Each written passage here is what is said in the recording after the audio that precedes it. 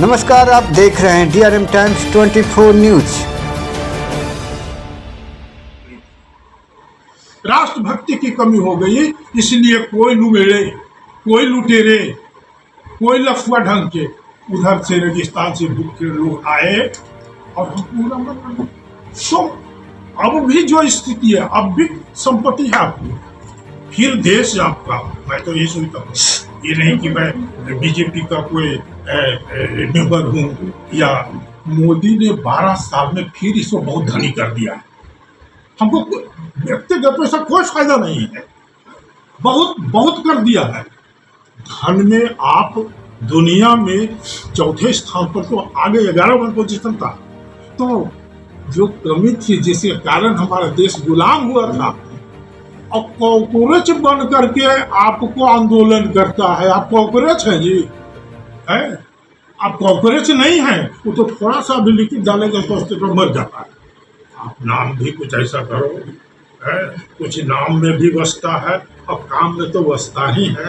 ये अमेरिका से फंड ले करके यदि आपको बहलाए बहकाए और रिजाइन कर देना होगा। चलिए सर, क्वेश्चन है, बांकीपुर उपचुनाव को लेकर परिणाम बिहार की राजनीतिक और भविष्य की चुनावी रणनीति पर क्या प्रभाव पड़ेगा? वही तो मैं भी प्रश्न किया हूँ। प्रभाव तो ऐसा पड़ेगा कि यहाँ टक्कर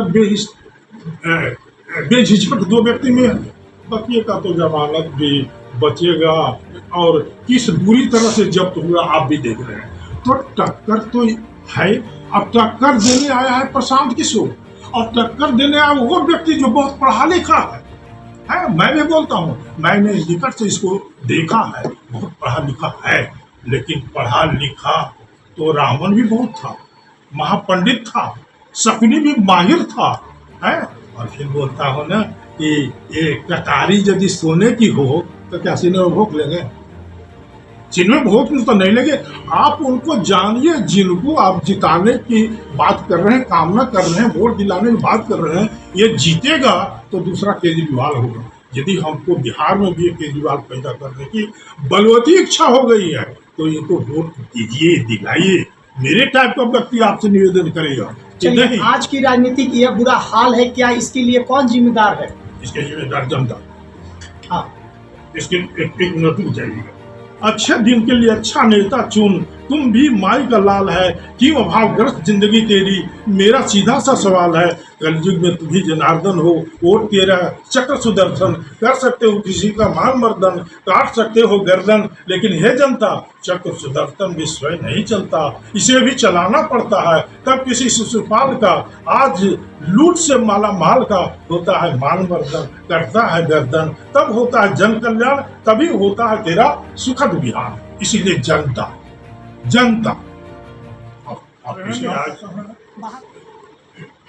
जो झेल रहे हैं ना आप, ये बिल्कुल गांधी की देन है, गांधी की देन है। इसे आप लोग भी समझिए और हमारे विचार से इन्हें डिटो कर दीजिए। जो हम झेल रहे हैं, जो इस देश में आंदोलन चलता है, जो गंदे ढंग के राजनीति कर रहे हैं, वे सब गांधी जी की देन है। यदि प्राइम मिनिस्टर को पूरा देश चुना था, किसको? पटेल को। 15 में एक भी वोट नहीं था जवाहरलाल नेहरू को, लेकिन गांधी ने कहा ये अंग्रेजी बोलता है, अब मेम लोग के साथ बिछावन में सोता है, इसीलिए ये ठीक से पटा के रखेगा। एक व्यक्ति भी नहीं कहा। गांधी ने डिक्टेटरशिप कर करके उसको बना दिया, और वो तो बनाया। उनकी बहुत बड़ी खोट है। जो एक बहुत बड़ा व्यक्ति उस समय में एक ही व्यक्ति बोला, ऐसे तो पटेल भी चाहते थे कि ऐसा है, वो गांधी वाली पुस्तक भी है। ये जो इसमें 72 पेज में हमको लगता है, एक व्यक्ति जो है अम्बेडकर को, इसलिए I like you very much. उसने कहा तो ये एक्सेंट्रिक है, लिखा हुआ है, ये व्यक्ति तो एक्सेंट्रिक है। हिंदू और मुसलमान कभी दोस्त नहीं हो सकता। वो कहता है हमारा रस्म रिवाज अलग है, हमारा पैगंबर और हमारा नेता अलग है। तो ये व्यक्ति आप भी जानते हो कि बहुत पढ़ा लिखा व्यक्ति था, कम्युनिस्ट बनाया, तो वो करके नेहरू के मंत्रिमंडल से हट गया। तो इसका जिम्मेदार यदि कोई है देश की राजनीति का, तो वो गांधी है। वरना वो उधर 5 बार नमाज पढ़ते या 50 बार पढ़ते, वो सर तन से जुदा उधरे करते। यहाँ हमारे पर्व त्योहार पर पत्थर नहीं कोई फेंकता। इसलिए गांधी जी को responsible for the bad politics of this country. देश के मुसलमानों और राजनीतिक और सामाजिक व्यवहार के आप कैसे समझते हैं, पीछे क्या कारण है? यानी आज का कॉन्फ्रेंस बुलाने का उद्देश्य आपका क्या है, ये जानना चाह रहे थे आप। जैसे बताया कि प्रशांत किशोर दूसरे केजरीवाल करेगा, ये जीतेगा, ये मैं जानता हूँ कि उसके तुलना में कहिए वो तो पढ़ा लिखा है तो कहेंगे नहीं, लेकिन आपको पहले कह दिया कि कटारी सोने की हो जाएगी तो कलेजे में उसे उछल नहीं लेंगे। ये कुछ भी होगा हाथ ही उठाएगा तो किसके लिए उठाएगा? देश के लिए उठाएगा, मोदी के लिए उठाएगा। और Modi is not corrupt, Modi is not selfish, Modi is not fighting for family. Modi politics अपने परिवार के लिए, अपने लिए नहीं कर रहा है। तो जो व्यक्ति देश के लिए राजनीति कर रहा है उसको यदि कोई उसके थ्रू कोई जीतता है तो कमजोर भी कैंडिडेट है तो वो मोदी को मदद करेगा और ये हमेशा पैर खींचेगा। ये अभी जो जिसका जान लीजिए जो होता था अर्श पर या फर्श पर तो हो गया फर्शी पर। इतना बड़ा ठग मैंने इसमें लिखा है और भी जो पुस्तक लिखा था कि बिहार असेंबली जंग, कौन किसके संग, किसका खिला रंग, कौन क्यों हुआ बदरंग, उसमें मेरा एक चैप्टर प्रशांत किशोर पढ़ दिया। तो उसमें मैंने लिखा है ही इज ए ग्लिटरिंग ठग ऑफ एनॉर्मस कैपेबिलिटी, ग्लिटरिंग ठग ऑफ एनॉर्मस इंटेलेक्चुअलिटी। यह तो चमकता हुआ लेकिन ठग है। चलिए सर, प्रधान के इस्तीफा पर आपकी क्या प्रतिक्रिया है और इसके लिए राजनीतिक सामाजिक प्रभाव कैसे प्रभाव? धर्मेंद्र प्रधान जो कल इस्तीफा दिए सर, इससे क्या राजनीतिक प्रभाव कब पड़ेंगे? कल का हाँ कल शिक्षा मंत्री जो। देखिए भैया, मैं शिक्षा मंत्री रहा हूँ और थोड़ा बहुत सब कुछ पढ़ा हूँ, मैं अंग्रेजी को पढ़ सकता हूँ, हिंदी भी थोड़ा ये कर ले, जो हिंदी पढ़ी लिखे सब पढ़ा लिखा उसे छोड़िए। एक मैं पढ़कर जो राजनीति समझा हूँ और कल के बारे में जो सोच सकता हूँ, राजनीति जिनको करने की इच्छा है पहले तो इतिहास जाने। क्यों? यदि आप किसी पंचायत में जाते हो ना तो पहले पंचायत में झगड़ा क्यों है ये जानते हो, जानना चाहिए। तो ये जो जीतेगा तो प्रभाव तो पड़ेगा। रिजाइन जो करवा दिए तो कॉकरोचवन का मनोबल बढ़ गया, कॉकरोचवन का मनोबल बढ़ गया। अरे रिजाइन करवा न दिए, अब कह रहा पटना में आएंगे। क्यों भैया?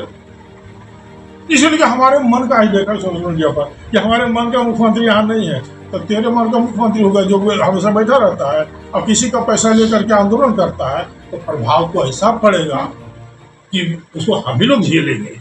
शिक्षा में बेहतरी का वो सिलेबस देता, एजेंडा देता, वो मैं दे सकता हूँ कि भैया आप प्रधान जी आपने यहाँ गड़बड़ी की इसीलिए आपको रिजाइन करना चाहिए। वो एक काम किया कि मुगल का जितना इतिहास था हटा दिया है। जितना ये सेकुलर वो लिखता था आपको इतिहास पढ़ाया नहीं। इतिहास का मतलब होता इति है मासी इति यह कथ्यते सो इतिहास। जो जिस तरह से था उसी तरह से वर्णित किया जाए तो उसको इतिहास कहते हैं। ये क्या किया कम्युनिस्ट लोग?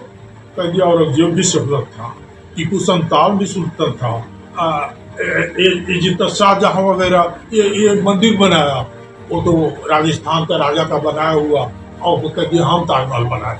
और ये लोग उसी को गुण गाता है और बकिया अपना इतिहास नहीं पढ़ाता है।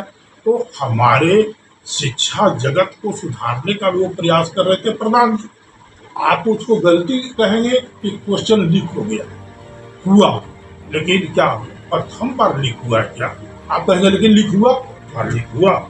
उसको उसके लिए जितनी बात कहनी है मोदी को या प्रधान को हम कहेंगे, लेकिन ये जो बोल रहा है ये तो ये कांग्रेस का राज में कहीं कहीं राज है तो वो वहाँ भी तो लीके हो रहा है। तब ये नहीं कहेंगे कि कीचड़ वाला था तो हम कीचड़ वाला रहेंगे।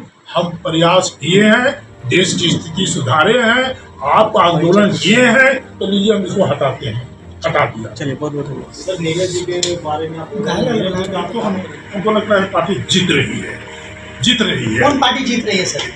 BJP, NDA. नीरज कुमार सिन्हा जी। हाँ जी। प्रशांत किशोर भी तो कह रहे हैं कि हम भी इस बार परिवर्तन लाएंगे, महागठबंधन भी करिए, रेखा गुप्ता भी कि इस बार महिलाओं की जीत होगी बाकीपुर से, क्या कहिए? खैर वो गुप्ता जी या प्रसाद जी ये तो प्रकट गुप्त सब एजेंट है। ये तो उसमें भी बोले थे कि हम 25 सीट से ज़्यादा लाएगा, जल्दी आएगा रिजाइन कर दूंगा। मैं तो सब गरीबों के लिए कर रहा हूँ, लेकिन वो जो टिकट बांट रहे थे आप लोगों को मालूम है या नहीं, हमको वो 20-25 आदमी के द्वारा बुलाकर दे गए थे। इसलिए उनका मतलब कोर कमेटी को मैंने देखा है, किसी का कुछ चलती नहीं है।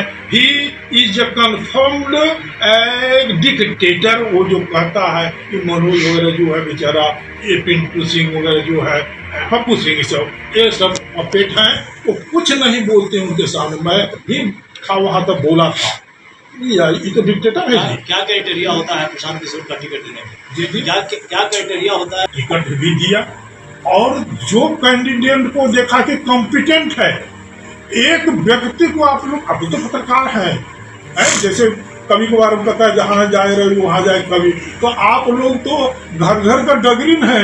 ये जितना कॉम्पिटेंट ये आदमी हुआ, किसी को टिकट नहीं दिया, अब बुलाया सबको, और हर एक कैंडिडेट को 50 लाख, 60 लाख, 70 लाख सबको कहा, सब बनाओ।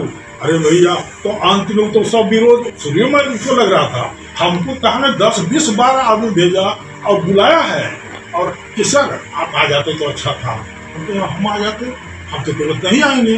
आप कहते हैं हमको, देखिए प्रोजेक्ट की लड़ाई जाके तो करना चाहिए। हमको तो टिकट की आवश्यकता थी।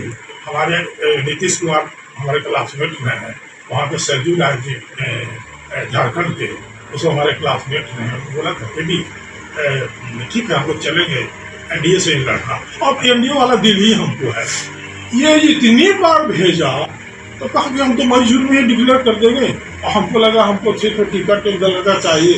हमारा बेस है वहाँ, हमने काम किया है, हर गांव में बताया ना। ये भैया उधर ले गया सितंबर तक, तो ज़्यादा क्या कहें, अंत में 17 तारीख को सितंबर को कहता आप लड़िएगा, क्योंकि आप तो बोले थे कि आप लड़िए, आपका बेटा लड़े।